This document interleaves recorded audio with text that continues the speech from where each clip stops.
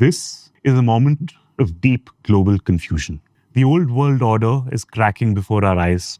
Red lines that we once thought countries would never cross are now seen as mere suggestions. And amidst the chaos and the madness, a new superpower has announced itself: China.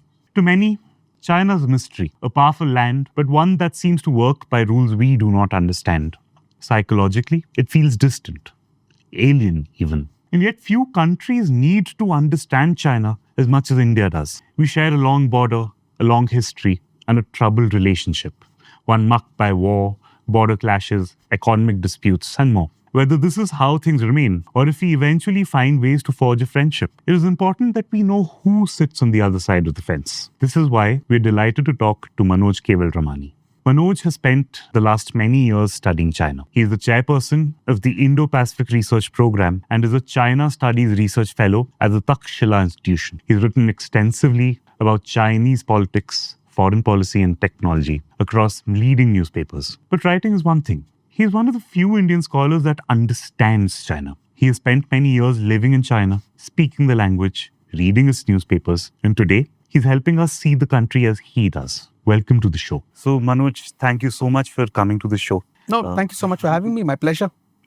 One of the reasons we wanted to talk to you, right, was that for us and actually for a lot of the country, you sort of see China behind a smokescreen. Everything that you know about China, everything that you consume about China is just sort of filtered through layers of bias. So basically what it does is it creates this really flat perspective where you think of them as just flatly efficient but cruel, right? I think you, however, have lived in China. You know the language. You read the papers. So you have a familiarity with China that all of us just don't. So what about China would not be intuitive for an Indian until you actually come across the country? That's a good question. I think that, in India also we tend to make this comparison. So there are a few stereotypes. One is of efficiency and of delivery. And I think there's as much truth to it because you can see the outcomes of China's achievement of development over the last 40, 45 years. But at the same time, I don't think in India we take the costs of that development into account. So I think that's sort of one part of the ledger, right? We look at it as a source of inspiration, as a source of envy in some way, but we don't necessarily think about the costs. And that probably is a product of our own frustration with things that India has achieved, but things that I think India has promised but not yet achieved. So that's one bucket. The second bucket of things is we reflexively think of China from the model of, democracy and authoritarianism, that it's an authoritarian system. When you see a political protest in India, you'll say, well, go and try and see if you can do that in China and that sort of stuff. And implicit in that is the idea that India is freer and the Indian state, because we are a democracy, the Indian Republic is a democracy, and therefore it is much more responsive to people and much more attuned with people's needs and, addresses that. I think, again, there are shades of gray over there. I think there is a truth that India has far greater political freedom, in some ways far greater economic freedom also. But I would contest the rest of that, right? I think even on economic freedom, there are things that we can question. On civil life and freedom when it comes to, individuals' lives, I think there is much more gray shades in terms of how Chinese society is, how the state engages with society, how the party engages with society, how it responds to society's needs. Over the last 4.5 decades, China has achieved remarkable development. Its development model is shifting right now. And that does not happen if you don't take into account, to some degree, what people are asking for, if you don't take into account what's popularly known as performance legitimacy. So, and I think we underplay that when it comes to China. So, yes, on certain aspects of freedom, political freedom in particular, China has none of it. And as, whatever nascent elements of political freedom were evolving in the Hu Jintao era, under Xi Jinping got crushed. But there is political activity within China. There is public demand on certain issues, and there is responsiveness of the state on some of those issues. Pollution, for example, is one such case. So I think those two buckets, right? When you look at China from its economic development point of view, it's worth for Indians to think of what was the cost of that development also, while appreciating what's been achieved. And on the political stuff, let's not dismiss the system as simply authoritarian, monochromatic. I think there is lots more shades that are there in Chinese politics, which we need to appreciate, rather than just say that we're a democracy and ergo more free and better, and China is an authoritarian system and therefore not necessarily free and worse. I think one of the reasons that we don't completely realize these things is that when one thinks of China, or at least when I think of China, I don't actually think about the Chinese people at all. I don't think about a billion human beings doing a lot of different things. Yeah. What I tend to think of is the Chinese state. Right? And even there, you have this flattened image of the Chinese state, which is this tall, overbearing entity, extremely efficient, extremely ruthless, constantly sort of playing around with people's lives. And this is the kind of thing that, is very ripe for myth making. Right? So you, having lived in China, I'm sure have actually interacted with the Chinese state. And I'm sure you've interacted with the Chinese state in many different contexts, some of them positive, some of them negative. What is the Chinese state actually like up close when you're living there day to day?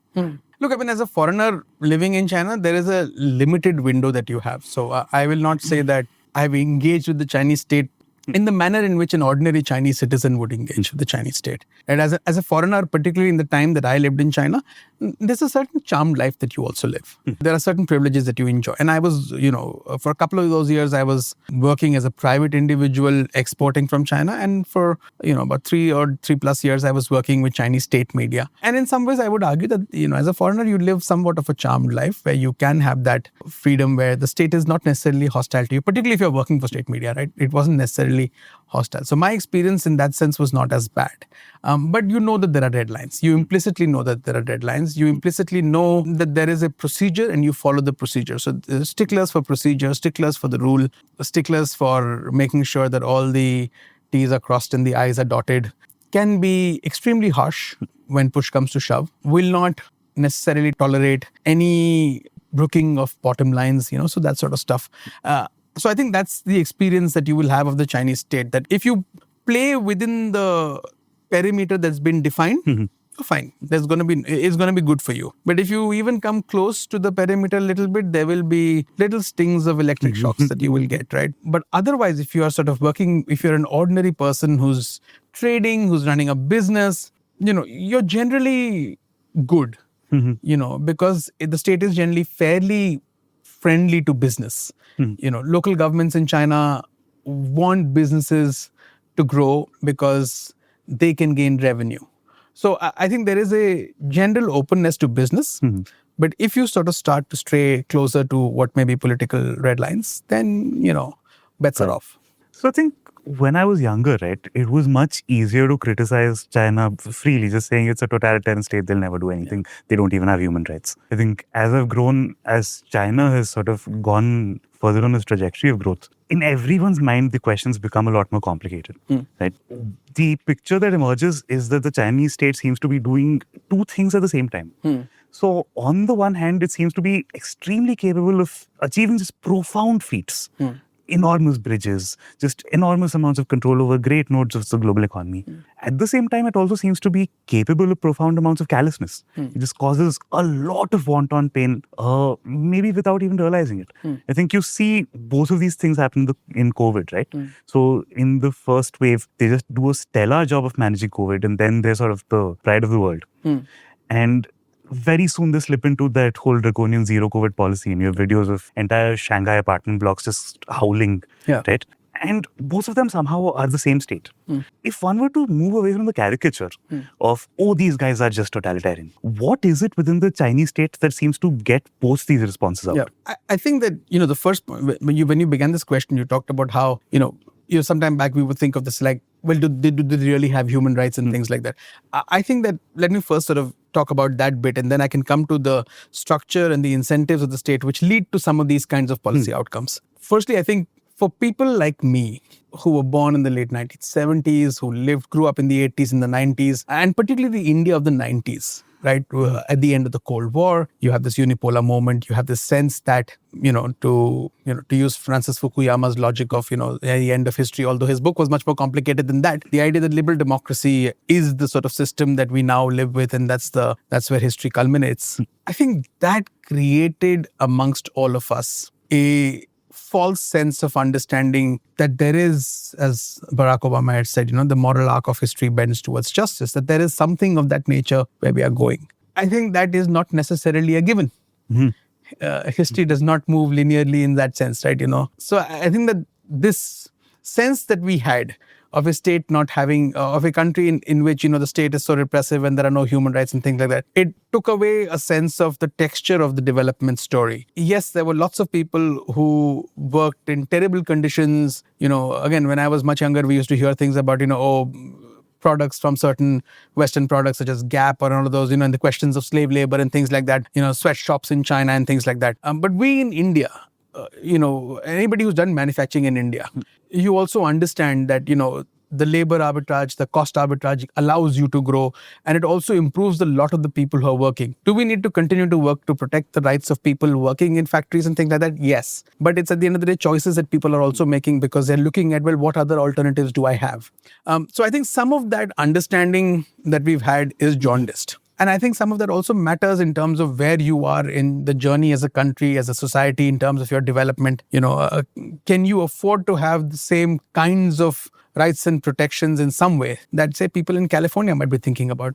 Maybe not, right? Maybe not at this stage. And I'm not arguing against people having basic civic rights and basic political rights. But I'm saying that some of the requirements and the thought processes of people in some other parts of the world may not be applicable to you, or at least may not be applicable to you today. You can ban single-use plastic in California, but can you ban it in Bangalore? It might be good for the environment, but it can actually impact food for so many people. So I think we need to think of these things much more deeply. And I think so, therefore, when we think about China in that context, it's worth thinking about what were the Chinese doing? And they were fighting their own battles. They were fighting their own battles of labor, but they were also working very hard. And, there's a generation of Chinese who've worked really, really hard and who've grown wealthy. And their children today are doing much better. And society today is doing much better. And they're taking stock of, where their lives are going forward. At the end of the day, every society sort of progresses by thinking about, am I better off than my predecessors? Am I better off than my father's generation? And if you are, you feel like things are going in the right direction for you. I think that in some ways for China may be starting to change right now. But that's, I think, on the broader point, I think there's a paradigm shift that's happened, that existed, that paradigm of liberal democracy and certain kinds of definitions of human rights existed at a certain point of time. I think those are now challenged. And I think the Chinese are also publicly challenging these when they say things like development should be the primary human right and not necessarily political rights, right? And that's obviously for very obvious reasons why they're making that argument. But I think there is a certain grain of truth in that argument, that development, you must think about development as a fundamental right in some way, that you need to achieve some growth, some stability. Otherwise, how are you going to provide right to food when you don't have capability? Right. Okay, beyond that, the issue of where the state is and what the incentives are, and why do you end up with a system where, zero COVID might have seemed great first, but then it morphs into this institutional beast, which is very hard to walk back from. I think for that, it's worth understanding, at least currently, what's the structure of the party state. Firstly, the state in China is today, has never been just the state. It is a party state. It's a party state which is a Leninist party state, which essentially means there is a party state with tremendous top-down control, where the cadre system is where everything is organized, right? So yes, you have a system in which you have a central government, you have provincial governments, you have below that city governments, and then you have local governments and county governments and so on and so forth. So you have different levels of government. At the same level, even the party structure is organized in a very similar state, right? You've got the central committee, then you've got provincial committees, and then you've got committees going down the road. Across each of these, you have party committees. And these are enmeshed, right? So individuals in the party hold government positions and things like that. Not all government officials may be party members, but an overwhelming majority are.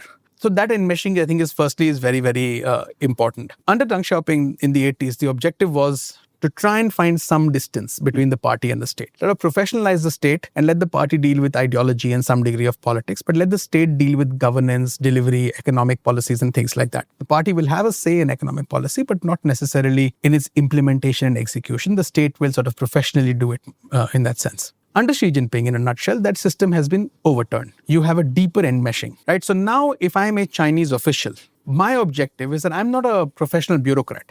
I'm a political official, right? I'm a party member and I'm a bureaucrat. I'm not like, say, the Indian civil service, where there's a professional bureaucrat who has a threshold where they will reach, and after that they will retire. And their progress is not dependent on their political perspectives. In China, I'm a political bureaucrat. So my progress is dependent on my ability to rise in the party. So therefore, I'm going to look at, well, what is the political goal that the party is outlining, that the central leadership is outlining? And can I align myself with that goal? throughout the 80s, 90s, first decade of the 2000s in particular, the goal was economic development, whatever the cost may be. GDP growth, measured as GDP growth. And so you saw people investing and party cadres going all out to achieve GDP growth. What is GDP growth? GDP is essentially a measure of economic activity within a particular area. Whether that activity is productive or not is secondary, but you do that activity, right? And as far as that activity is happening, numbers are being recorded, you keep rising up the political ranks, right? You also rise up the political ranks partly because you have higher patrons higher up, right? Who want to sort of see you, right? And that's where the Leninist bit of the party-state system comes in. Now, today in this environment, what's happened is that in the 80s, 90s, in the first decade of the 2000s, part of China's ability to thrive was because the center would give you broad goals without necessarily giving details of what you want to achieve, but just broadly, look, we need to achieve this, we need to achieve that. And local governments could go and experiment how they want to achieve it. Under Xi Jinping, what's happened is that he's said, look, since we are changing our model, because our old model worked to a certain extent, we've reached a point where growth is slowing down, debt has gone up, there is a lot of wasted investment. I need to exercise far greater control and political control because I need to control these officials at the lower levels. So in order to change the growth model. So he carries out massive purges and things like that. But over a period of a decade and so since his rule began in 2012, he has been able to institutionalize top-down control. Now, if I am a local bureaucrat and if I know that the leader is saying, do X, I'm going to do it regardless because I don't want to be purged. I'm also going to see when he says do X and somebody deviates a little bit from that, what are the deviations which are being targeted, right? So I'm going to try and align as much as possible if I can. If his demands don't align with my interests, I'll try and stay down, I'll try and falsify data, I'll try and do all sorts of things to evade, whereas my interests are taken care of. Sooner or later, I might get caught out and I might get purged. So that's the dynamic today, where the center is trying to inspect and try to enforce policy. The local governments will try and align as much as possible or evade as much as possible.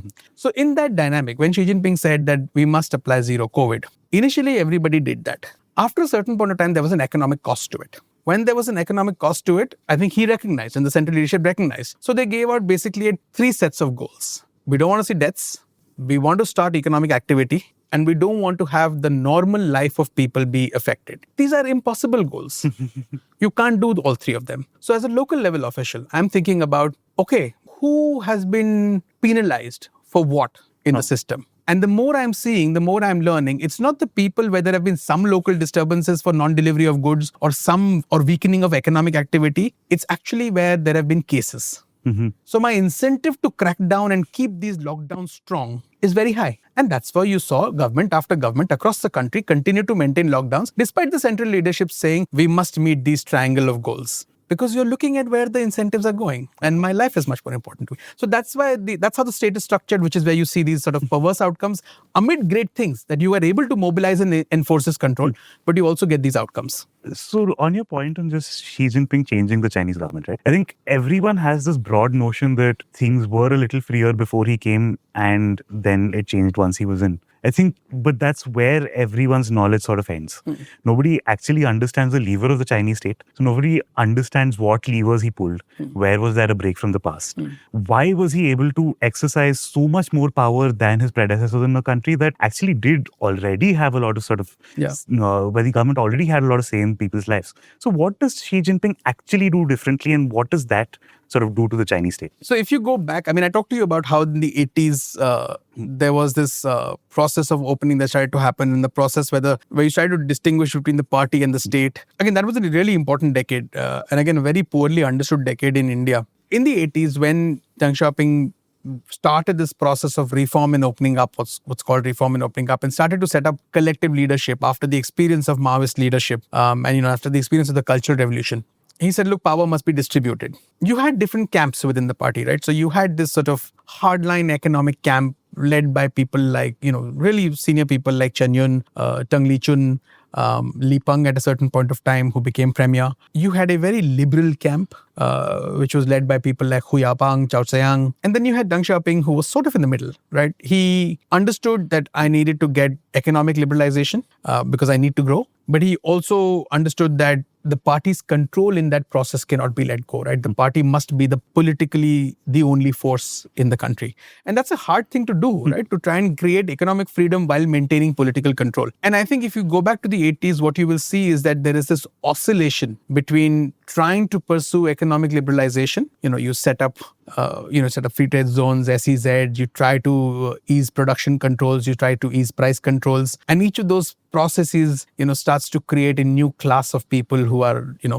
acquiring some degree of economic power. And economic power eventually also creates political power. So you are in that environment where also there is pushback from these traditionalists who want to see a large state economy, And what that decade leaves you with is a Tiananmen Square incident, right? You have this massacre, you have people dying, you essentially have the liberal guys that I talked about. Hu Yaobang dies in 1987, and that's when the first set of protests begin. And then, of course, in 1989, you have the next set of protests after Zhao Ziyang took over from Hu Yaobang. And Zhao Ziyang essentially falls as part of that process, right? Deng Xiaoping eventually stops supporting him because his fear is the political control bit is going away. It takes 2 years from Tiananmen Square to what is called Deng Xiaoping's Southern Tour, where he essentially, there's a paralysis in terms of economic policy, in terms of liberalization, and he eventually, and this is, again, the Soviet Union has collapsed, everything's happened. There's a deep sense of anxiety within China about China's own future and whether the United States is next, whether the target is now on, the Chinese Communist Party's back and things like that. And you end up in a situation where Deng Xiaoping embarks on what is called the Southern Tour. He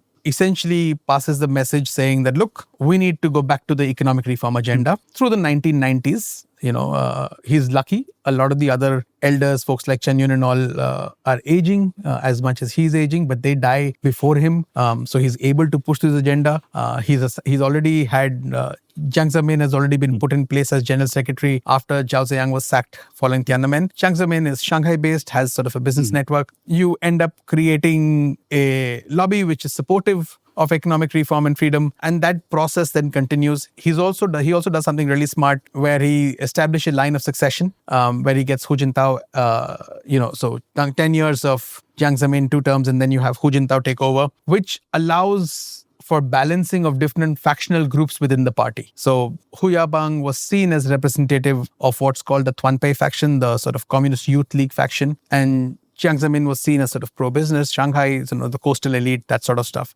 And so he sets in place some degree of factional balance, which is, like I told you, in the 80s also, you had this factional conflict, which in some ways allowed for balanced outcomes to emerge, right? Sometimes perverse outcomes, it sometimes allowed for policy back and forths, but it meant that you didn't necessarily have any one person controlling the reins of everything, although putatively you may have all the titles. When Jiang Zemin leaves office in 2002, there are 3 key titles in China for people who might not know. 3 key titles at the top level. There's the president of the country, there's the general secretary of the party, and there's the chairman of the Central Military Commission. When Jiang Zemin leaves power in 2002, he leaves 2 of them. He holds on to the CMC chair, which allows him to wield influence, right? It allows you to get your people in places, wield influence behind the scene, undercut the other guys. And that maintains, to some degree, factional balance, but it also leads to hamstringing Hu Jintao in terms of what he might want to achieve, right? But that factional balance allows for nobody to dominate the party. By the time we come to Xi Jinping leading the party, and Xi Jinping gets appointed, in some ways, he's a princeling. His father was a senior level official. His father was a revolutionary, worked closely with Deng Xiaoping, was one of the guys who sort of was part of SEZ work in Guangdong. So he was, seen as a liberal in some ways, also seen as a liberal in the sense that he worked with, the Tibetans also.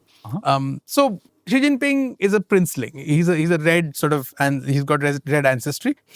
But he's a nondescript kind of guy. Right. He gets chosen, as a compromise candidate. Now, when he comes to power, I think that he comes, the 2012 is an interesting year. He comes to power in 2012 when although he's selected much before, but he comes to power in 2012. And it's an interesting year because lots of things go awry in China at that point in time. You have a massive scandal with Bo Xilai, who was a senior party functionary, again from the red aristocracy, whose wife is caught with, there's a British citizen, there's a murder, his wife gets caught. So there's a lot of chaos, and Bo Xilai gets sacked and taken down. And Bo Xilai in the interim process before 2012 is somewhere challenging the decision that Xi Jinping must take over. And he's doing it in a very Chinese way in the sense that, he's harking back to Maoist policies. He's the head of Chongqing, which is a massive megacity, and he's harking back to sort of Maoist left-wing policies and things like that. Another gentleman, Ling Chihua, who was Hu Jintao's sort of aide, really close confidant, his son gets caught in a scandal. There's a Ferrari accident. I think it was a Ferrari. There's a Ferrari accident in the heart of Beijing.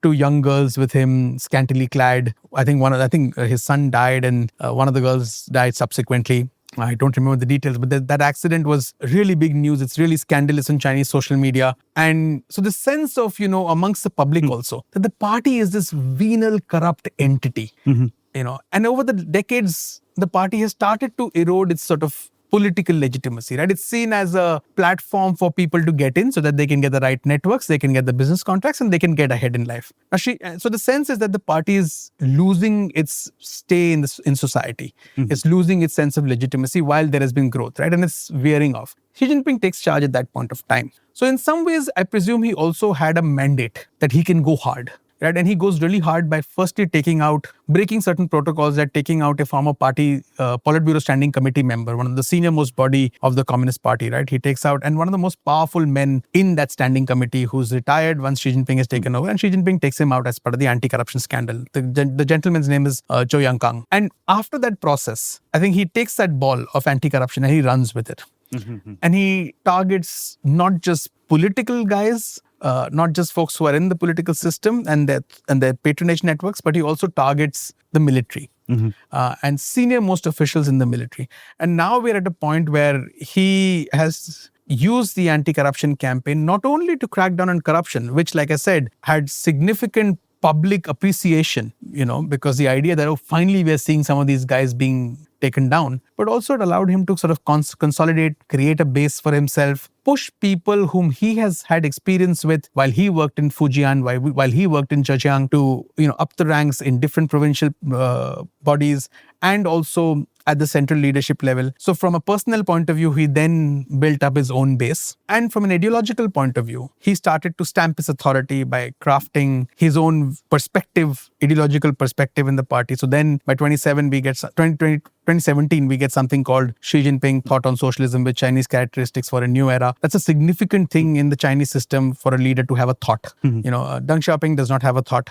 Jiang Zemin does not have a thought. Hu Jintao does not have a thought. Only Mao has a thought. So Xi Jinping gets a thought. And that ideological statement is critical. So from an ideological perspective, from a personal perspective, and from the perspective of reforming how the party engages with the state, which is the third critical component, he changed everything. He started to dismiss this idea of specialization of the state. The idea that there must be experts and there must be reds. And he said you must be both, with your being red being prioritized. And that red in his definition was not necessarily your adherence to some deep ideological values of communism or revolution, but your political loyalty to Xi Jinping. And he's therefore been able to engineer the party cannibalizing the state. So what were state institutions? You are now sort of represented with as party institutions also. So for example, you have and he did that by creating using instruments called leading small groups. So first, these are sort of informal groups. Some big leading small groups, whether they was on economic reform, on cybersecurity, on national security, those became commissions. So they then encapsulated the state administration also. Likewise, when it comes to corruption and discipline, there was something called the Central Commission for Discipline Inspection, which exists, which is a party body. He created a National Supervisory Commission, which was a state body, so that the officials who were not even party members could get control. And these both bodies share offices. So it's the same folks. So the party tried to cannibalize the state, which has allowed him to maintain control over the system. So on all three fronts, right? Ideology, personnel, and structure, institutions, all three he's begun to shift. Sorry, long-winded answer, but that's the idea. So when you hear about these purges, and there's been a recent purge in the military as well, I mean, from the outside, it just seems like the inevitable that if you say anything, Xi Jinping will purge. But I imagine that these are extremely powerful people in their own right. They're amongst the sort of 10, 15 most powerful people in the entire country. Yeah.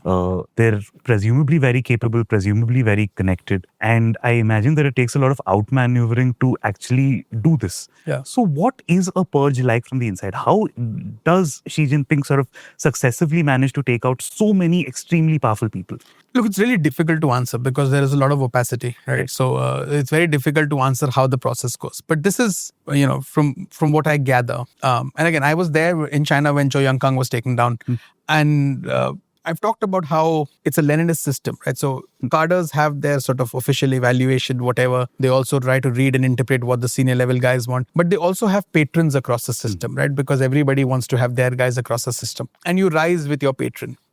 If you want to take out a powerful senior central level official, you don't directly go after that person. It's very difficult to, right? Because you need, there are processes and there are rules by which you need to table charges, you need to do things, and you need to sometimes get people together with you to agree to a prosecution of a particular person. So what you do is that you need to build that case file. And in building that case file, it really helps if you start to take out the guys at the lower levels, right? So when you are assessing, as a China watcher, when I'm trying to look at what's happening with regard to a particular senior level rivalry, I'll try and see who's going at the lowest levels. And it's not very clear, right? There's no clear line connecting people. So a lot of this is you're shooting in the dark, you're trying to anticipate, you're looking at antecedents, you're looking at connections, and more often than not, you're likely to get it wrong. But you're likely to look at, who are the people who are being taken out? And then you're likely to look at who is likely to be a patron for some of these people. Sometimes it can start to feel straightforward because, for example, if you've launched an inspection and a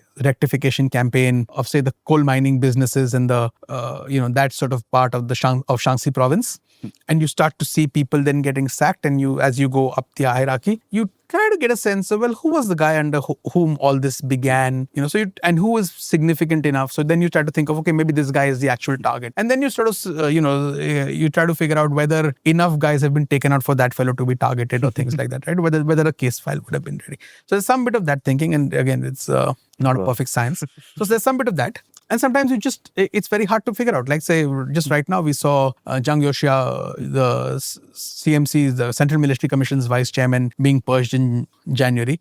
If you had asked me a day before his purge, I would have said, no, that's not going to happen. There is enough that tells me that Zhang Yoxia and Xi Jinping seem to be close enough. There's enough that tells me that, he could just be made to retire. Why would you need to sack him? He's 75. And you made an exception for him 2.5 years ago at the party congress to promote him, although he should have retired based on norms. And we know that we understand that there is some childhood levels connection. Their fathers were close. Why would you do this? But you did see him go out, right?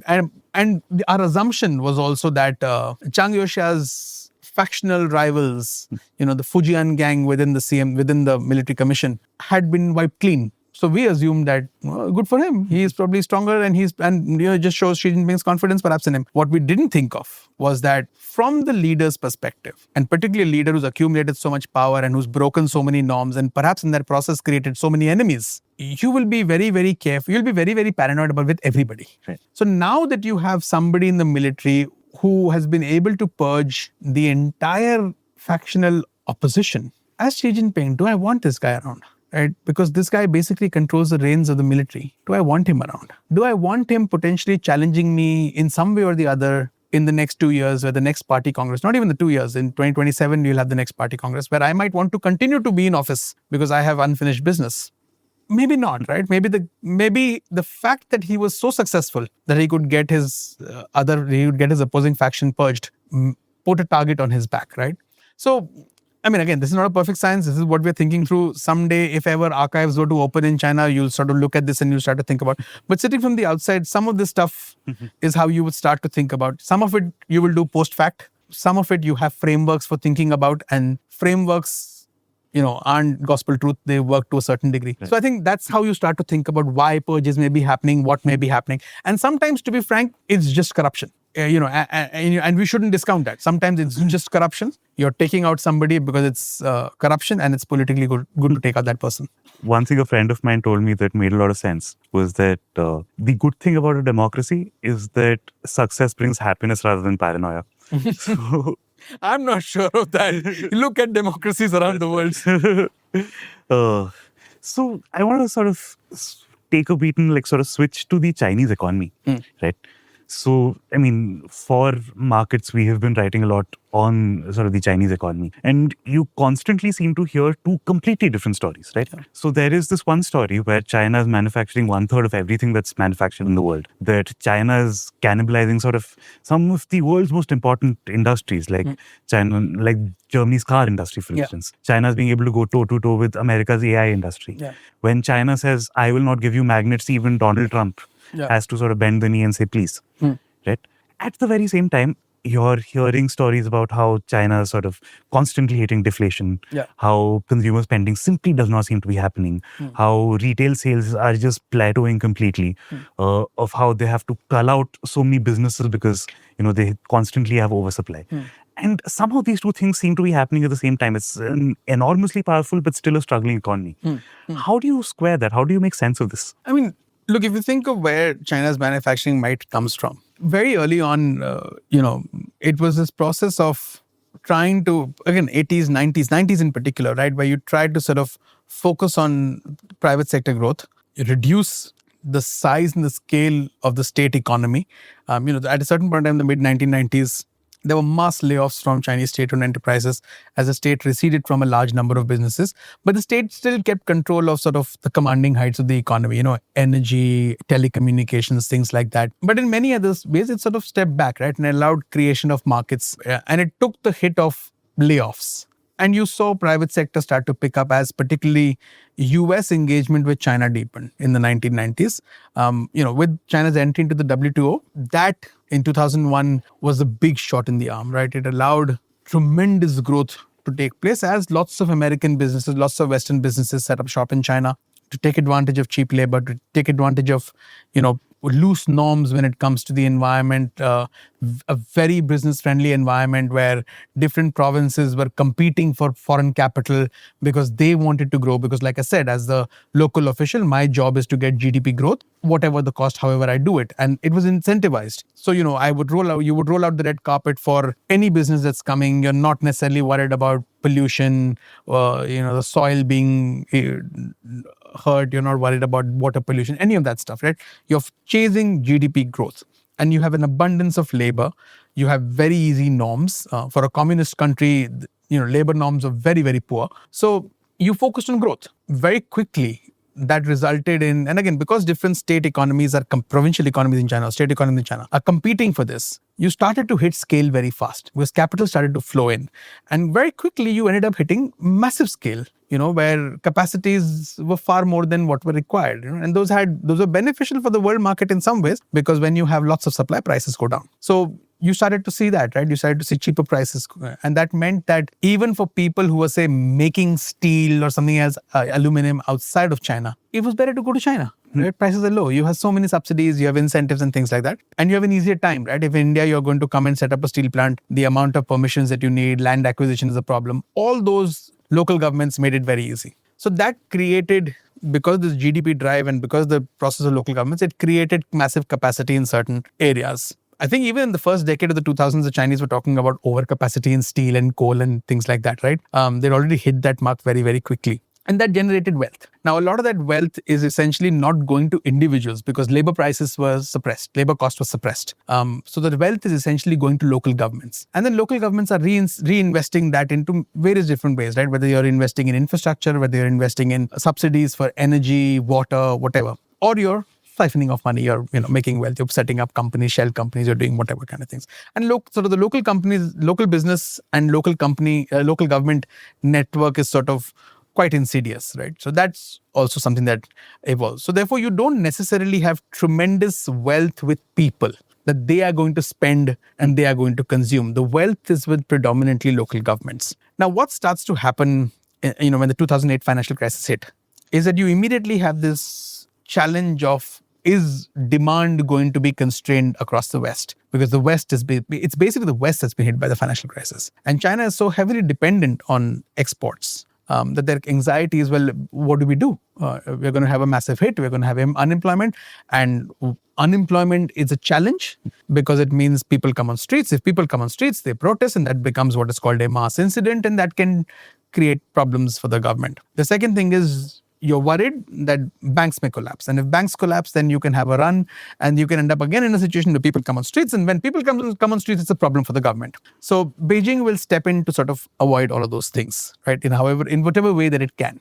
Because you couldn't export as much, where does that money go? So that money goes into infrastructure. So if anybody wants, it's worth looking at China's high-speed rail map and even China's suburban metro sort of connectivity maps and look at the development from 2008 to today. And you will see that a lot of that money goes into infrastructure, to building high-speed rail networks, to building metro rail networks, even whether they're needed or not, or whether they're economically viable or not, you're building them. A lot of that goes into the real estate sector. And again, their local governments are sort of linked to the real estate development economy. And you create you build, because building gets captured as GDP. It gets captured as economic activity. Nobody's worried about productivity. But till you're building, till you're using all the raw materials that are needed for building all these things, the factories are humming. It's okay. Local governments are going in debt because they're trying to build. And there's a glut of money because you're picking up more debt to keep doing this, because the goals are to maintain employment, maintain economic activity. And so therefore you have an overcapacity building up across many of these areas. So there is a real estate overcapacity, right? There are ghost towns. There are places where towns are built and then broken and then something is built. There are places, if you go to China today, where even smallest of villages, sometimes you go and you'll find this wonderful park in the center of the village, which is hardly being used, or some random massive something in the city, in the town square, where there is a big dolphin in the sky, a structure of a dolphin in the sky. What use is that? But those are sort of products of this incentive system. So that's where you create a lot of overcapacity. But the thing is that there's also central planning, which is looking at, we need to start to think about areas where we want to invest. So technology and technology development is one area, again, very early on. And even in Deng Xiaoping's times, he had talked about the 4 modernizations, and technology was one of that modernization. And the Chinese are quite acutely aware that you need to invest in technological development. As Western capital is coming, it's coming through joint ventures. You've got certain conditionalities. So there is diffusion happening of technology, technological know-how, of managerial skills, all of that. And you're setting up Chinese companies and Chinese partners, right? As Chinese companies become much more capable, they're supported, they're subsidized, and then they compete. Right. And when they compete, they can eventually outcompete in that market. Right. So I think that's one of the reasons why you see great Chinese enterprises emerge, because it's not like there is not competition there. And it's not like they have not had access to the best in the world. They've learned from the best. They've learned processes. They've learned practice. They've copied. They've also then innovated. And then they've competed in this closed sort of Chinese market. And once they hit a certain scale, once they hit a certain value, they also go global. So there are these 2 parallel economies that function. One which is heavily unproductive and one which is tremendously productive. And the tremendous productive business has a lot to do with freedom for people to do things, but also planning which allows finance to flow into those areas. So I'll give you an example of that, and hopefully that will explain it. If you look at Made in China 2025, which is in 2015 that was announced. After that, there was an AI plan that was announced in 2017. Those are sort of signaling devices that the central leadership uses. It identifies sectors and it allocates capital to some degree. Local governments pick on whatever their specialization that they might want to focus on. And they announce plans to support some of those domains. Companies then sort of crowd in. Capital starts to crowd in. Venture capital starts to crowd in. International capital starts to crowd in, because you know that this domain will be supported. And within a few months, you might have sort of, from nothing, you might have now 150 semiconductor companies. A lot of that is garbage. A lot of that will fail. A lot of money will get wasted, but you will have 3-4 key players that will emerge, and then they compete, and then they might end up becoming world class, or they might not achieve something substantive, right? So on semiconductors, you will have some outcomes, but also lots of failure in the Chinese system. So that is, if I had to come back to the first question you asked, and the answer to that, it is that failure that I think we in India don't see, and it is that willingness to accept that failure that we in India don't see. Just one example, and I can end this answer, is that when I was in China in state media, there was a report that I remember going through that from 2008, since the stimulus was invested, to 2013, out of overall investment that went in, 1 trillion RMB, that's approximately 10 trillion rupees worth of money, was estimated as wasteful investment. So there's a lot of money that goes waste. But what you do achieve is you achieve scale. And from that scale, you might achieve some quality. And increasingly, I think what you're seeing is you're seeing far greater quality emerge while you're also seeing scale emerge. So that's, I think, where overcapacity is a design aspect. It's not a flaw. So I think at Takshashila, there is this general notion that markets are extremely helpful in sort of creating economic growth, and that a lot of state planning is extremely wasteful.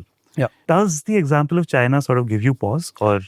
No, it does, right? I mean, look, I think even the Chinese are sort of rethinking how they engage in, what they engage in, and where they engage in, right? A lot of this is a product of political economy, where you allocate money to something. It has a lot to do with what local governments want, what central governments want, and things like that. What we are seeing today is, under Xi Jinping, there is tremendous party-state intervention in the broader economy. One fine day you wake up and you find that suddenly the online education sector has been decimated. Is that a good thing for? No, I don't think so. Or suddenly you have massive restrictions on gaming, which are not necessarily society-driven, but are driven by the state. And so there's a nanny state system, which is telling children that you can only play for 40 minutes and you must do real name identification and all of that. I understand if society demands that, right? So and the society may demand something similar, and that's fine. But I think that this idea that the state must intervene to engineer some of these outcomes may not be the best thing, or maybe debatable at least. And it can create perverse outcomes, right? You suddenly eroded wealth for people. The system of the property sector that you've created, where there was so much crowding of capital in the property sector, there was so much overcapacity, and then one fine day you pulled the rug from under them, and for good reasons, but you pulled the rug and you created a system where the ordinary Chinese individual felt that, well, capital markets in China are not very well developed. If I have savings, I'm going to invest them in the property market, and now you've sort of pulled the rug under the property market. So I seem to be less well off. Plus, there are challenges with jobs because pandemic, economic transition, I seem to be struggling, so I'm not going to consume as much. And now you're telling me come and consume because we need to move towards consumption. So there are structural challenges that state intervention creates. There are some benefits of state intervention, but I think we need to think about where and when. Right. So where are the market failures? And I think in those is where we need to think about state intervention. In some cases where there is a strategic necessity and where you do need long-term capital, and you're unlikely to get long-term capital without some degree of state intervention. And that may not just simply be in the process of in the form of subsidies. It may be in the form of procurement commitments. It may be in the form of some other kinds of guarantees. I think those are the kind of things that you might want to do. What the lessons that I think that the Indian policymaker should take away from China is not necessarily state intervention to guide markets, is actually the state's ability to step back and say, let's create markets, right? Let's reduce regulation. Let's create an environment in which people can actually do things rather than making land acquisition so complex and so difficult that nobody can do it, or only a few select who are well connected can do it, or rather than making things so complicated where because of, local issues of language, ethnicity and all that, doing business becomes very hard. Labor laws become, which constrain scale. I think those are the kinds of things that we should learn from China rather than the kinds of things of state must intervene to guide the economy. So sorry to interrupt, but your quote reminded me of there's this quote by this researcher called Kyle Chan, where he said, one of my favorite quotes recently is that in many countries, it's usually the state that's expected to sort of shape markets. In China, it's often the other way around. When state learns from the market, it's the market learning. I think the ability of the Chinese state to create markets, I mean, you just look at data as a resource today. The marketization of data to create data trading markets, carbon footprint to create carbon markets. There's a lot of investment that the Chinese state makes in market creation. So it believes that the market is a very useful instrument. It must be controlled, but it's a very useful instrument. In India, unfortunately, we are not in the direction of market creation. Fair. So I wanted to come to property. So I think from afar, right, we all know that they had a property bubble burst and that they've been struggling ever since. But I think when you're not actually living it, someone else's bubble just seems like some sort of stupid act of financial engineering. And then you can almost feel a degree of schadenfreude that, oh, look, they sort of got too big for their shoes. That's how they've fallen. I think what you miss is the emotional texture of what's actually happening to the people who are living through it. Yeah. So I imagine that property to the Chinese people seem to be an extremely emotive issue. There are all these stories about how if so many people are just not being able to get married because they don't have a house with their name, or that young people in their early 20s are taking massive loans to buy a house in a big city, and then they get constrained for a couple of decades just trying to pay that one loan off. So clearly it means a lot to the Chinese person. Why is property so incredibly important to the Chinese? And what is the emotional scar of such an important sector failing? Look, I think why is property such a significant But I think it's a cultural issue. And I think in India, we can resonate with that. I think it still matters to people in India. The idea of having your own house, building your own home, that sense, I think, is a cultural issue. And like you said, it's the idea that you are capable enough to get married, to manage a family, is reflected in your ability to give your family a roof. And the idea, and the traditional idea was that you have your own home, right? And I think Indians can resonate with that to some degree. That ideally, will you be able to provide a house for your family? That sort of question. It's reflective of also patriarchy, but I think that's the idea. Why it matters to people, in some ways, culture impacts policy, right? So, for example, can you have property inheritance tax in China? It's a debate that's going on in the country. And I think a lot of people have argued that, look, it makes economic sense to have some of that inheritance tax for the Chinese. But it's a very emotive cultural issue where you will see economists also arguing, no, the idea that parents work really hard and they build this home and they want to give it to their child, and then you're taxing them. So it's a challenging thing, right? So this and Xi Jinping, I think, attempted this a few years ago, where you launched some sort of pilot study to try and do, in some areas and see how it works. And there was pushback. So they've constantly talked about doing it professionally. So there is a cultural, emotional element to it. And I think to some degree, we in India can resonate with that cultural, emotional element. The other reason why the property bit matters so much is because, like I said, in China, if I am making money, where is my money going to make money? Where is it going to multiply? Interest rates in banks are very low. Plus, I'm worried about necessarily the health of banks, right? Because banks are also linked to the property market. And lending practices in banks can be very challenging because they are linked to local governments and things like that. I'm investing in capital markets, but again, retail investment in capital markets is not very high. Also, in 2016, there was a massive capital market crash, the stock market crash, which I think spooked the Chinese government. And then it sort of intervened with many other levers of state-owned enterprises and funds.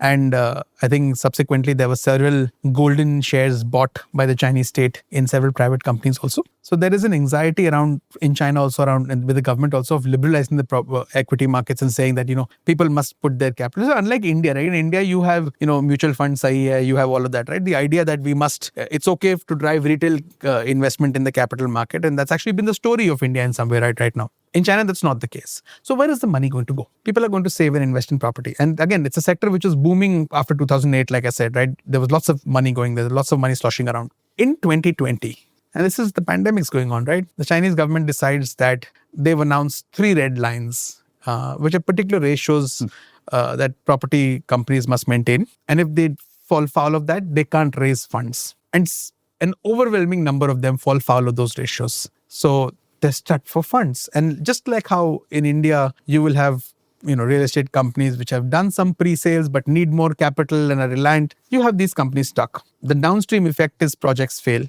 The downstream effect is also banks don't receive the returns. So there are threats that banks will fail. And historically, what's happened is that Chinese leaders have stepped back in doing some of this, in enforcing some of this discipline. And local governments know, and local guys, banks, real estate guys know that they will step back because once there is the downstream effect on, say, vendors, suppliers, consumers, and if some companies go bust, and if a bank goes bust, then it's chaos. So the moral hazard in the system is that we know Beijing will step in. So, okay, it may try to arm twist us, but it will step in. So you ride it hoping that it will step in. Now, in 2020, when they announced these red lines, Beijing didn't really step in. It allowed a couple of banks to go bust. The PBOC, the People's Bank of China, stepped in eventually. It restructured some of the banks, but it didn't mind. If big property dealers defaulted on bond payments internationally, your problem. If that hurts you in raising funds elsewhere also, your problem. So it tried to enforce some discipline. And I think that process lasted for about a year and a half. Mm-hmm. After which, you had to say, in 2021, there were massive protests, not just by people who bought, who'd been consumers of pre-sales and things like that, but also suppliers and vendors of these, so there's a downstream industry, of course. And so you had to end up creating some sort of a system. So they ended up creating something called a whitelist system. And this whitelist system meant that local governments must identify which projects are genuine, which have closer delivery timelines, where there have been greater pre-sales and things like that. So set of parameters you created, and you said that, you must identify and you must nominate projects, and committees will look at those projects, and once they get sanctioned, funds will be sanctioned for those, or easier access to funds will be for those. And newer projects, you need to have deeper vetting for banks and things like that. So you started to clamp down on the nature of financing for the property sector. So if you look at China's investment details from 2020, you will see that year on year, on an average, property sector investments declined by 10%. And they continue to decline by that. Why did they do that? Because they again felt that the property sector needed this discipline, but also it was because a lot of money was going there because it was easy to make money there. If you want to shift your economic model, you need capital to go somewhere else. So you clamp down on this, make it hard for money to go here, and you incentivize manufacturing, technology development, and things like that. So if you see charts of Chinese investment directionality over the last 5-6 years, there's a sort of V, right? Property sector is going down, manufacturing is going up. And I think that is what the state is intervening to try and achieve. In the process, it's obviously distorting markets. So now in manufacturing, you see a lot of overcapacity. Right. And now you see sort of new energy vehicles overcapacity, new energy overcapacity, whether it's solar, whether it's wind, and then there is pushback from around the world, right? Because now money has the incentive to go there. So every action has that sort of reaction. And I think that's where we are right now. And, so that's where the property market business is. The downstream effect of the property market business is also the fact that as a consumer, as an individual, I had invested. My wealth has eroded because property values have also collapsed, not just investment. And that means I won't consume as much, right? I'll be much more careful in consumption, which again hits another Chinese government goal, which is, folks, we need to move to a consumption-driven economy because supply is creating all these challenges. To do that, over the last couple of years, they've been incentivizing consumption. One initiative for incentivizing consumption has been a goods trade-in program. Bring your old washing machine, mixer grinder, whatever, and buy a new, more energy efficient, potentially green, smart device and go back. I think last year they spent about 300 billion RMB for that. If I'm correct, 300 billion or 500 billion, I can't recall correctly. But I think this year they're continuing to spend more on that. Again, you're subsidizing consumption by so, and those are perverse government interventions in the market. And how long will you do that? Particularly also as your revenue starts to shrink, because to keep supply, companies have also had to cut profitability because again, the government wants me to keep people on payrolls and so on. So it's a terrible muddle as an economic model at the heart of which the property sector sits. So yes, there is an individual human element to the property sector, to the real estate sector, but there is a systemic impact of all of this also. So I think one of the big fears in everyone's mind is whether China sort of marches into Taiwan. Right? And I mean, I don't want to do sort of the whole military aspect of it because that is an extremely complex sort of thing. What I'm curious about is that, see, the CCP, I can imagine why they see Taiwan as an ideological rival because, they have a huge history with Taiwan. But if I am, say, imagine I'm sort of like a young engineer in Shanghai. I'm not particularly politically aligned. Intuition says that this is how you see Taiwan, right? Like, during the Civil War, a lot of China was in support of Chiang Kai-shek. He is also the one that fights all the Japanese. He, of course, loses the Civil War, but then he creates a fairly competent state in Taiwan. A lot of the money that starts to pour into China comes from Taiwan. So I would imagine that the average person would actually see Taiwan as a fairly positive presence. Is my intuition right? What does the average person see this entire equation as? I don't think the average person sees it from an ideological point of view in terms of it being an ideological rival to communist China. I think the average person looks at Taiwan and looks at it from a nationalism perspective, right? That this is part of China and it's the Americans that have made sure that it remains autonomous in some way, right? I mean, I think they understand that there are intricacies and there is a history and all of that, but I think there's a sense that it look at it from a nationalistic perspective, right? That we need to therefore, quote unquote, reunify, right? At the cost of that reunification, I think views across society differ, right?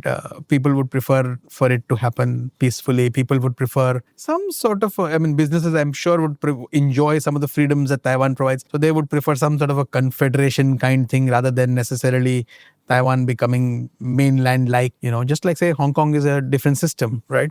So I think that there is a diverse set of views from the ideological bit that perhaps you've talked about to the nationalistic bit, which says, hell or high water, there must be reunification. And it's the Americans who have kept things separate, to then sort of the more, moderate, perhaps, if I could call it, view that, look, at the end of the day, we are one country, we are one type of people, we should be able to work with each other peacefully. And then to people who say, look, this is all politics, it's none of my business. One of my favorite expressions with taxi drivers, very Tom Friedman thing, but if you ride with taxi drivers who are not in Beijing, particularly in the south of China, and you ask them about some of these things, and they will tell you politics is something that Beijing does. We don't do it. So you will have different sets of views that you will get. As far as the Communist Party of China and the mainland marching into Taiwan, I honestly think that it is overstated. I think the Communist Party of China, when it comes to use of force, remains extremely risk averse. It is far more risk tolerant today than it was pre-Xi Jinping. So Xi Jinping is much more prone to taking greater risk than, say, Hu Jintao or Jiang Zemin took. But I think it is still extremely risk averse. And I think that's demonstrated by the kind of force displays that they have done. I think another thing, and I know we don't want to get into the military aspect of it, but I think another thing that I think an ordinary Chinese would keep in mind is that any attempt to use force will lead to conflict.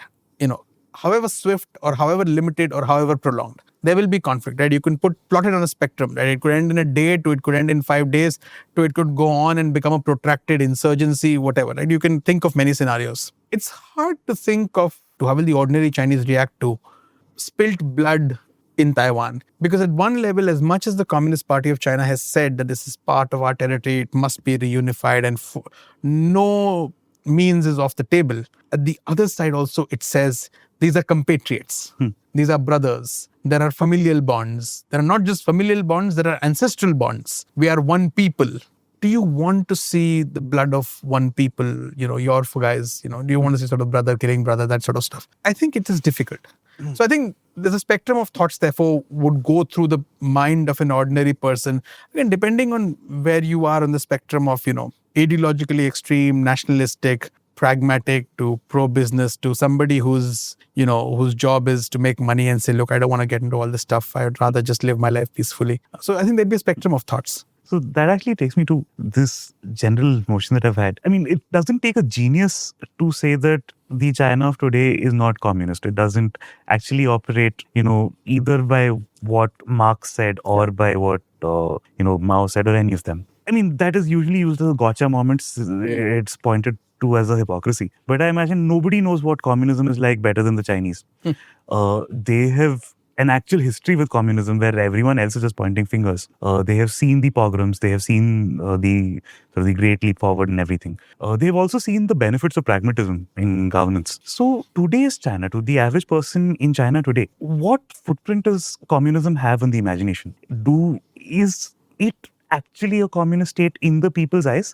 Or have they shifted to a more sort of nationalistic, more sort of Confucian notion of themselves, and that is, they just pay lip service to communism, so to speak? I mean, I think that it's a tough question to answer. My sense is that ideology in terms of communism, in terms of the role of the state in society or the role of the party in society, if that's how we define communism, I think China today is much more communist than it was 20 years ago.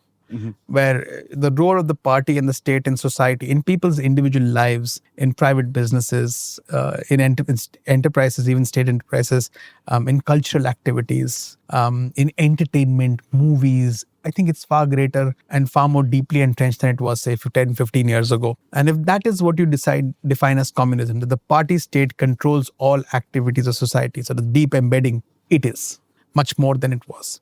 That doesn't mean that there's an aversion to wealth generation. I think there's a realization that you need to generate wealth. And I don't think at any point of time the idea is that, communist societies can't generate wealth. There's an element of sort of state-driven capitalism in China which continues to remain and which sort of sustains along with a very thriving private sector which accounts for 80% of job creation. So, there's a contradiction in that. And again, that phrase contradiction, if you were to ask Xi Jinping perhaps, or if you read what he says, he frames that in a communist discourse, right? He says that there is, the society moves forward with contradictions and we must continue to addressing these contradictions. Officially, how the party state sees itself and how what the role of that communist ideology is, I think again, under Xi Jinping, it matters. So I'll give you an example of how it matters. When Deng Xiaoping started to reshape the economy, you had this wonderful coinage of socialism with Chinese characteristics, right? Xi Jinping today says that this is a new era, right? 2020 by 12 onwards. It might sound rhetorical nonsense to us, but it means something to the system. There's a signaling to the system that, and he talks about how we still remain in a stage of China's development and that stage-wise development is something that is part of communist lexicons, communist thinking. But we have moved further in the stage where we are of that development. So I think to that extent, in terms of what kind of policies you want to have, thinking around where you are within the sort of logic of this, sort of teleological and linear movement of history, where history moves towards a final stage of communism, I think it still matters. I don't think it is lip service, particularly today. How that impacts daily lives, well, in terms of how the policies are then enacted, right? In terms of what the state's role is in entertainment, in gaming, in tech, in control over society, in things like how men must behave.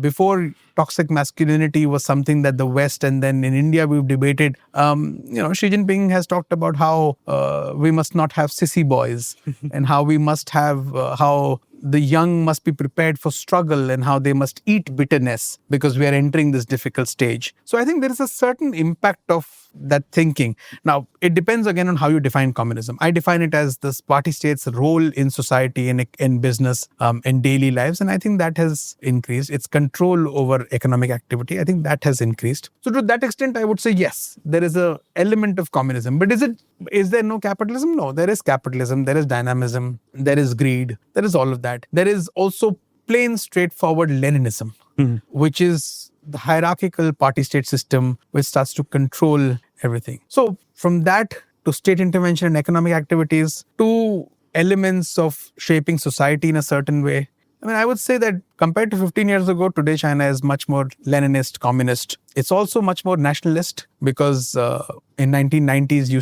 the Chinese party state started this process of patriotic education. So while it was going through economic reform, it also engaged in patriotic education, which is partly a product of Tiananmen, but the end of the Cold War also, where you need to find a new lever for legitimacy and redefine your story. And I think today what you're seeing is those people who started studying in 1994 would today be in their 30s. Those people would today be rising in positions of in private businesses, in governments, and whatever. So I think that matters, right? Those people. Therefore, that's the thinking, and that education has continued. So I think that impacts youth, and you see a much more nationalistic youth. You see even from the top level, propaganda and communication is much more nationalist. The framing of China as having created a new form of modernity, which is a popular phrase now, right? Chinese-style modernization. And if you listen to what Chinese scholars, analysts, propagandists tell you, Chinese-style modernization is distinct from Western-style modernization. It has broken the myth that modernization means Westernization.